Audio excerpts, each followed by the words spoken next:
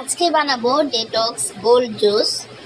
আজকে সব কয়টা আইটেমই ফ্রোজেন, অনেক দিন ধরে ফ্রিজে ছিল, সব একদম বরফ হয়ে রয়েছে, শক্ত হয়ে জমে আছে। আমি শক্ত শক্তই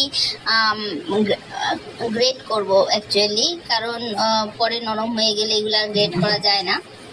এখানে আছে বিটরুট, গাজর আর আমলকি। প্রথমে গাজরকে গ্রেট করেছি, হাত একদম ঠান্ডা হয়ে যাচ্ছিল, বরফ হয়ে যাচ্ছিল। এবার হচ্ছে আমলকি, এবার হচ্ছে বিটরুটকে গ্রেট করব। বিটরুট অনেক শক্ত, এর জন্য অনেক ঝামেলা এটা, আর খুব বরফ হওয়াতে হাতে খুব লাগছিল, একসাথে টানা করা যাচ্ছিল না গ্রেট।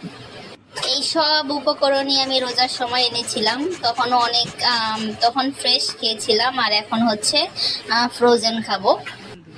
এই জুসটা হচ্ছে আমার আজকের বিকালের নাস্তা। হাতের অবস্থা একদম খারাপ হয়ে যাচ্ছিল, জমে বরফ হয়ে গেছে ভয় দেখাচ্ছি, একদম রেড হয়ে গেছে। তারপরে এখন হচ্ছে এটাকে ব্লেন্ডারে ব্লেন্ড করে এবার ছেঁকে নিতে হবে। এইটা কাজটাও অনেক টাফ, ছেঁকে নেওয়াটা। আমি ছেঁকে নেই, আমার এই আঁশ জাতীয় জিনিসটা পছন্দ না, এটা ফেলে দিব, এটা আমার একদমই ভালো লাগে না। এবার যে এই পানি পানি যে জুসটা থাকবে এটা খাবো।